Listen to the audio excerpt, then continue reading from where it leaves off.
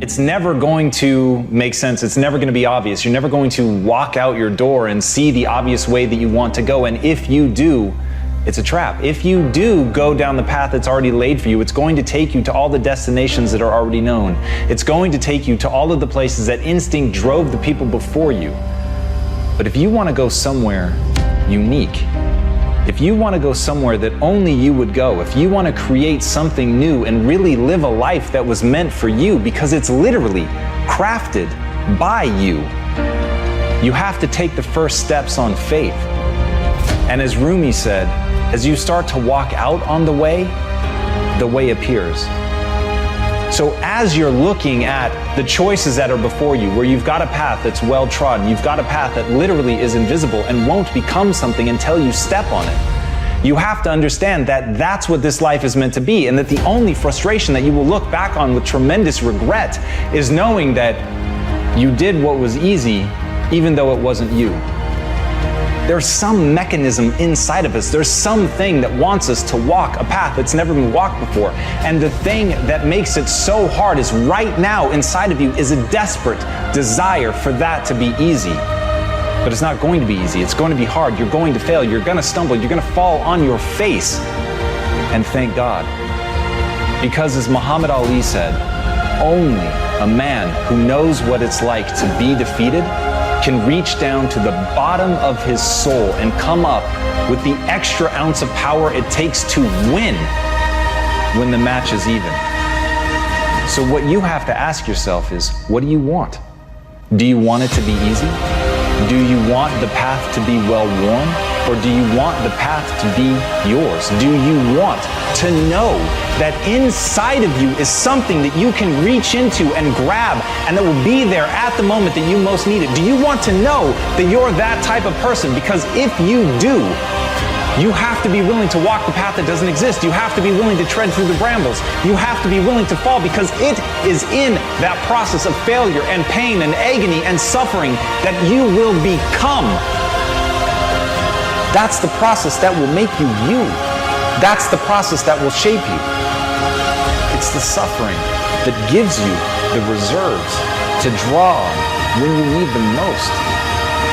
So when you ask for safety, when you ask for ease, know that you're saying a prayer for weakness.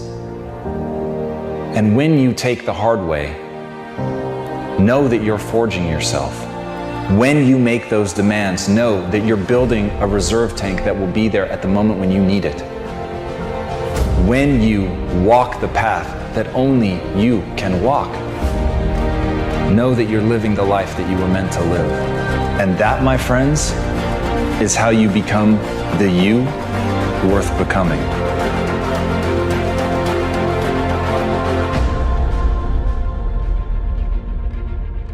Let me just say this very clear so everybody gets it through their fucking dome.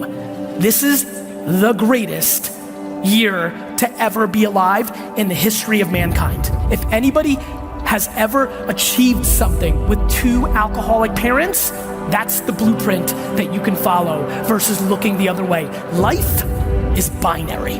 It's either offense or defense. You are either sitting in your seat right now on the offense or you're not.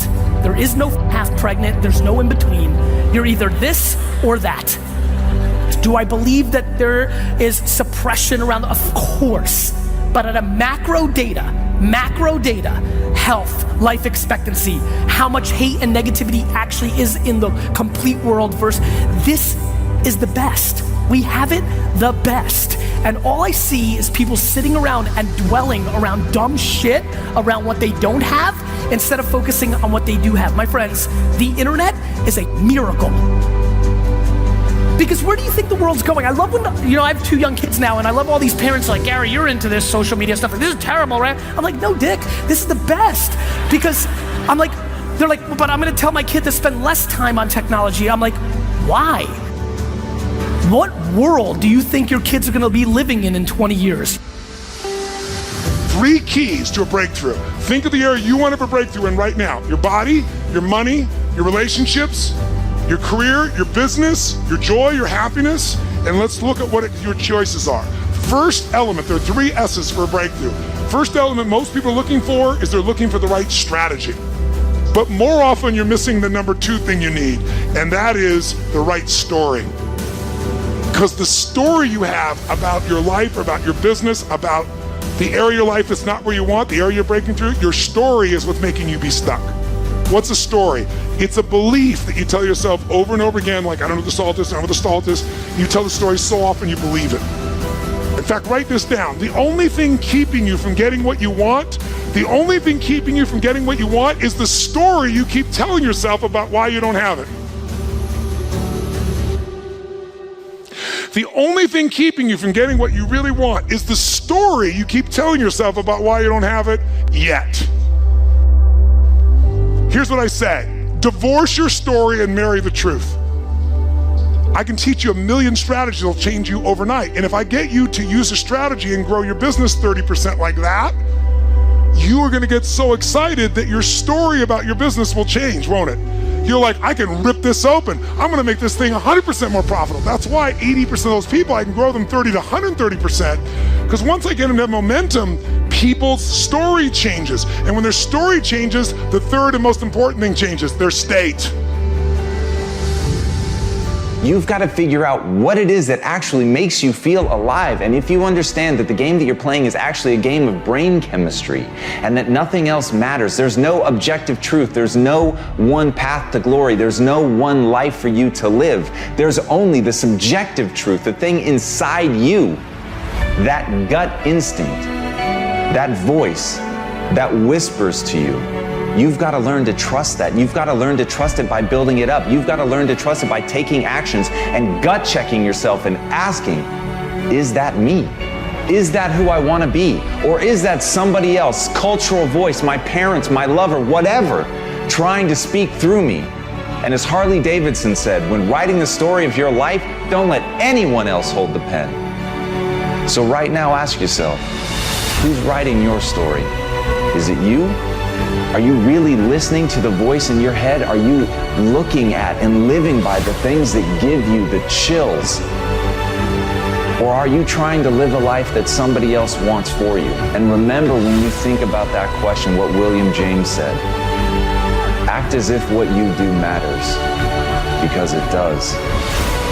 Even if for nobody else, every step you take, every thought that you allow to permeate your mind, everything that you obsess about, your dreams, the things that you want, the hopes that you spend your time with, they matter to you because they tell you who you are. They tell you who you're trying to become. And ultimately, those things that you let monopolize your mind will become you.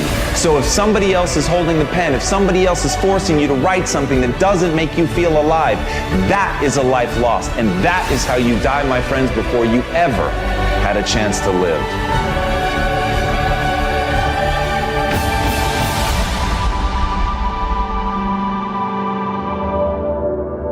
I want to ask y'all a question, and I need some answers. Most of us, most of you that's looking at this video don't even know it. You're not even conscious of it, but you're living your life. Every single day you are living your life as a reaction, a living, breathing, walking, moving reaction to other people's actions. Some of y'all are moving and operating within your ex and the insecurities that he put on you. Some of y'all are still doing things within the rules and the laws and the boundaries of somebody else's actions. Answer the question. Really think about it before you answer. Are you living your everyday life as a reaction to somebody else's actions, good and bad? As Naval Ravikant said, the only way to truly learn something is by doing it. Yes, listen to guidance, but don't wait. That is such a powerful idea, and I know right now you're listening to this because you want motivation, you want to be inspired, but my greatest fucking fear is that you'll get motivated, you'll get inspired, and that'll just be a declining arc for a few minutes after you listen to this video that ends with you doing nothing. And what I want, what I really hope for, and the reason that I give myself over to making these so completely is I know some percentage of you on the other side of this will ultimately be prepared to take that first step. You will realize that the only thing that matters is action, and you will take that action. And it's in that action that your potential greatness waits. And as Martin Luther King said, take the first step in faith. You don't have to see the whole staircase. Just take the first step. You've just got to believe that you can learn. You don't have to believe that you're already capable of doing what you want. You don't have to believe that you can already build that thing that you dream. You don't have to believe that you already are extraordinary. You simply have to believe that if you take that first step, you put yourself on a journey not of execution, you put yourself on a journey of learning so that you can execute. And that, when you understand that difference, that's when you really will be on that path to greatness. And that is the thing that I want for everybody listening to this. Please understand, the only thing you need to know is that you have to take the first step. Whatever the vision is that you have for your life, you absolutely can make it come true. And the process is very simple. The process is about learning. The process is about growing and getting better. It's about recognizing what you're not good at. It's about recognizing what you have to learn. It's about taking that first step on faith. On faith that you can get better. Not on faith that you're great. On faith that you can become the greatest of all time. And once you have that faith, once you know that simply being a human being puts you in this rare category of creature that can get better through pressure, through pain, through difficulty, through failure, those are the things that are going to be the building blocks of your success. But in order to begin on that road, in order to have your first glorious failure, you must first take that first step. So please, don't waste your time being motivated or inspired. Spend every second of your time moving forward. That's how you're going to get where you want to go.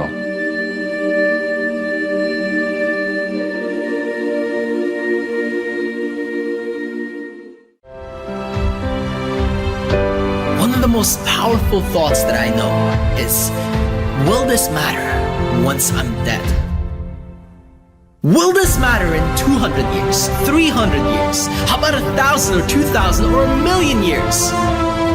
See, you have an opportunity today to step into your greatness, to live the way that you want to live. But we would rather project bullshit worries and concerns into our next day, ruining our potential, ruining our opportunity to make a difference. Quit bringing depression into your own life. What is your vision? Greatness is the most demanding mistress you're ever going to encounter. And I understand the advice that I'm about to give you is not for everyone. Most people should turn this off. But if you're going to stick with me, if you're going to listen to what I have to say, it's because you want something tremendous in your life. You want to stand out from everyone else. You want to do something more than other people think is possible. You literally want to stand outside the norm. And if that's the case for you, then understand that, as Albert Einstein said, only one who devotes himself to a cause with his whole strength and soul can be a true master. For this reason, mastery demands all of a person.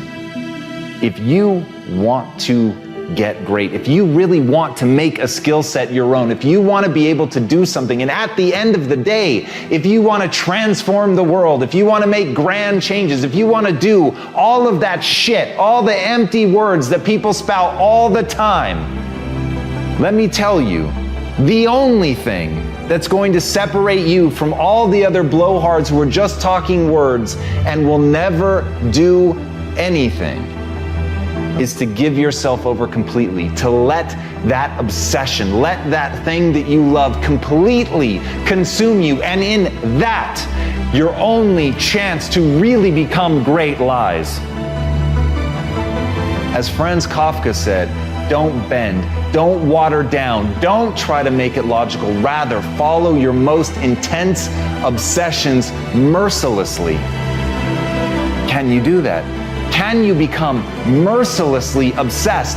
Can you let something occupy you to where all logic and reason is gone out the window and the only thing that matters is whether or not you accomplish? Will you hold yourself accountable to metrics? Will you look at the world and see, am I actually making change? Are you prepared to hold yourself to that standard? Because if you are, there is nothing you can't fucking do. If you're willing to take that responsibility on to transform yourself as a human being, if you give yourself over to getting great, if you give yourself over to that obsession, if you feed it like you would feed a beast, if you feed it like you would feed a fire that can wipe out an entire mountainside, then you've got a chance. But it's got to burn within you like that. You've got to feed it like that. You've got to feed it skills. You've got to get better every day. You've got to constantly wake up and understand exactly what it is that you're building towards that, and build towards it with a relentlessness that other people think is mania, that other people can see only madness in what you do. And if you can push yourself to that level, then the world will bend to your will. What I'd like for you to do right now, I want you to think about your dream. Think about your dream right now and envision it. I don't know what that dream is that you have. I don't care how far-fetched it might appear to be. I don't care how disappointing it might have been as you've been working toward that dream. But here's what I know, that dream that you're holding in your mind, that it's possible. See, sometimes we can't say, I can do that. But what we can say, that it's possible that I can have my dream as we run toward it, as we work on it day in and day out. And most people don't work on their dreams. Why? They stop growing, they stop working on themselves, they stop stretching, they stop pushing themselves. These are not risk takers. Most people have done all that they're ever going to do. They raise a family, they earn a living, and then they die. But people who are running toward their dreams, life has a special kind of meaning. That in the process of working on your dreams, you are going to incur a lot of disappointment, a lot of failure, a lot of pain, a lot of setbacks, a lot of defeats. But in the process of doing that, you will discover some things about yourself that you don't know right now. What you'll realize is that you're more powerful than you could ever begin to imagine. Align yourself with people that can encourage you, people that can empower you, people that you can learn from, people that you can grow from. Look at your life, look at where you want to go. Don't worry about your circumstances. Don't worry about your age. See, it's time now. If you want to make this your decade, you've got to start saying yes to your life.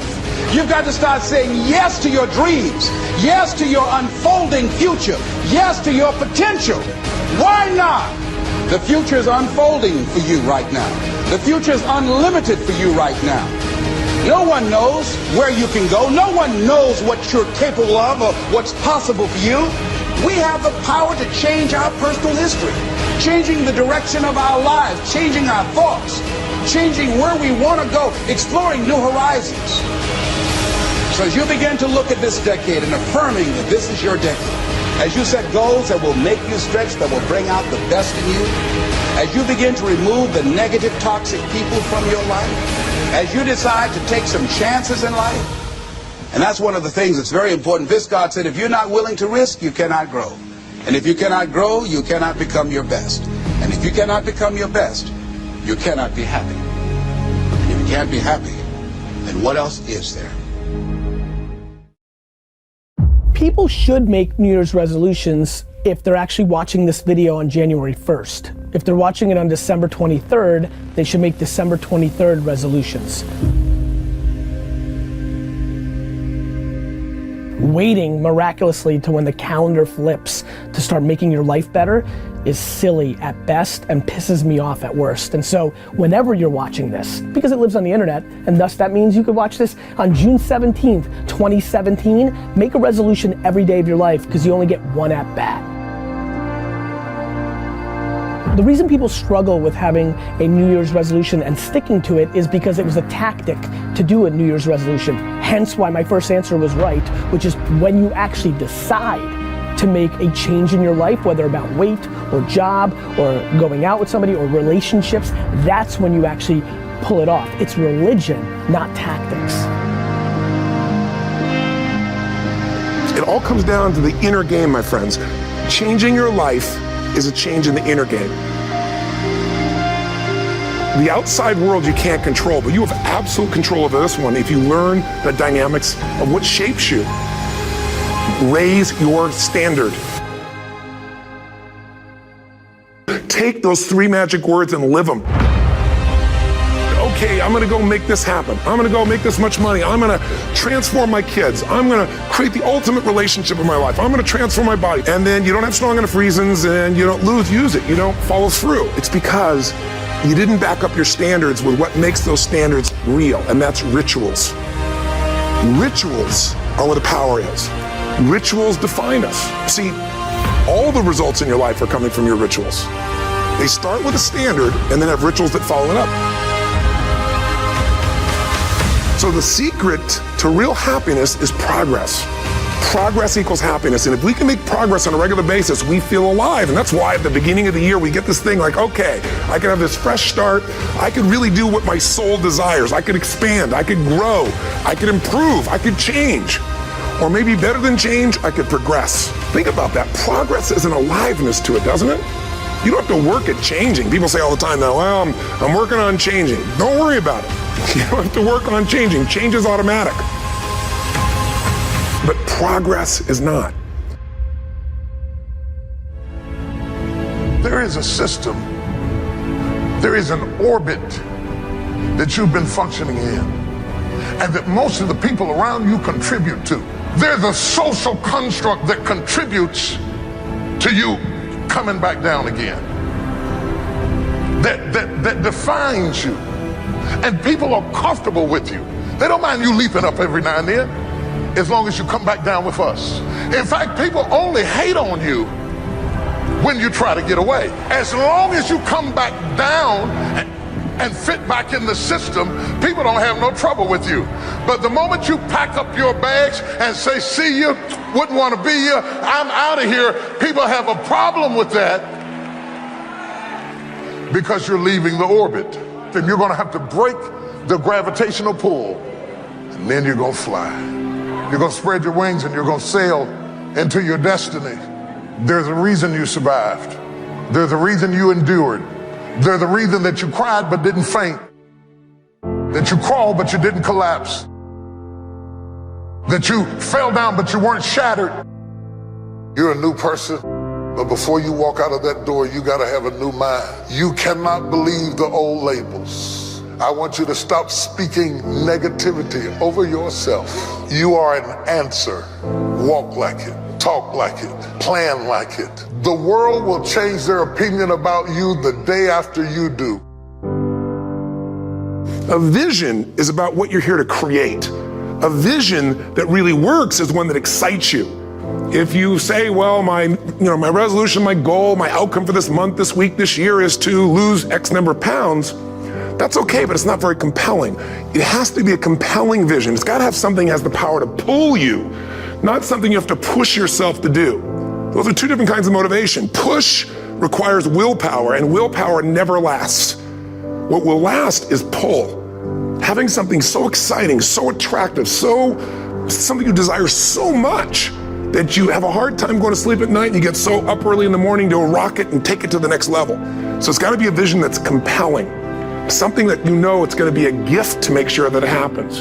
And also, along with that compelling vision, you got to have strong enough reasons that you're going to follow through when the going gets tough. Reasons come first, answers come second. If you get a compelling vision and you got strong enough reasons that will push you through the tough times, you're gonna do things other people don't do. Instead of collapsing, even if you get off target, you won't go, oh, I blew it. You'll get right back on target, make the change, make things happen. And I know you've done this in many areas of your life. Just think about it again. I'm not teaching you something really new here today. I just want to remind you of what your soul knows. You got to change, you got to improve, and you got to go through a simple process fundamentally to make that progress. First step, vision that's compelling. Second step, make sure that there's strong enough reasons to follow through. Third step, you got to review it and feel it every day. You know, what do people do with a New Year's resolution? They come up with something they kind of want. It's not a compelling vision. They don't really have strong enough reasons, and they never review it again until to notice that they broke what they said they really want to have make happen, because they didn't really resolve. If you resolve, you got the vision, it's compelling, you review it daily, and you feel it, you envision it, and you experience it. Simple as it sounds. Why is it at the beginning of the year we have this tradition, but it goes beyond tradition. It's something inside of us that makes us want to make things better. And I think part of it is the calendar gives us this idea that we could have a fresh start, that we can start from fresh and have this great victory. And it's really, the calendar itself is quite arbitrary. It's wonderful to use it, but if you didn't use it effectively, let's use the calendar to serve you today. Let's just see, what does it really take to make this thing happen? Because there's no denying that inside of you, the only thing that's gonna make you happy in the year ahead and the decades ahead is gonna be having you have an experience where on a regular basis, you feel like your life is making progress. The strongest force in the whole human personality is this need to stay consistent with how we define ourselves. If you define yourself as somebody who is really conservative, you're not gonna be crazy and act nuts unless you're really drunk or something, and then you can say it's the alcohol, when it's really just you finally getting permission to be yourself. The alcohol is your excuse. If you're a really crazy person, you act crazy, outrageous, playful. You don't act conservative because that's not who you are. Very often people say, well, I can't do that. I'm not that kind of person. And I always say to people, really, when did you define yourself? When I talk about, shoulds versus musts, think about your own life. I know there have been areas in your life where some point in time you just shifted and you raised the standard and your life changed. Because whatever people have their identity attached to, they live. Wants don't get met consistently, standards do. Whatever you identify, this is who I am. And so it's not so much about changing your identity as it is expanding it. Deciding that, instead of your goals to lose 10 pounds, which is not compelling, what if your vision was to get back to my fighting weight? This year, this month, this next 90 days, I'm gonna transform my body. I'm gonna take on a new challenge. I'm gonna find some technique or strategy, there's a million of them, that can reframe myself where I wanna feel younger, stronger, more vibrant than ever before. Here's my reasons, because I want the energy to really make my life work, because it's tough out there and I wanna be stronger than I've ever been before. If you are where you wanna be physically, you have very different rituals than if you're not where you wanna be physically. If you're overweight, you and I both know you got a different ritual than if you're physically fit. The only thing that's gonna make you happy, my friend, in this year or any other, is to step up. It's to raise the standard, it's to discover what you're capable of and feel that incredible power of pushing through whatever's holding you back and get to the other side of more of your true self. That's what this game's all about. Don't let this year be like last. And if last year was great, still don't let it be that way. Raise the standard. If your life is perfect and extraordinary, you darn well know you're not gonna be happy unless you keep making it better. That's what makes us feel alive. It's not what we get that makes us happy, it's who we become and what we're able to give because we become more. Once you discipline yourself in one area of your life, you feel yourself doing it in other areas as well. And I always say something that my original teacher taught me. I always remind people, there's always two pains in life. There's the pain of discipline or there's the pain of regret. And discipline weighs ounces, as my friend Jim Rohn taught me. Regret weighs tons. You don't have regret. If you make the changes in yourself, you're gonna be proud this year, and no amount of money or accolades from other people can mirror the feeling of being proud of knowing you've taken back control of your life or you've taken a great life to another level. Because once you do that, you have something you can give other people, whether it be your kids or your friends or your family, and ultimately that's what life's about.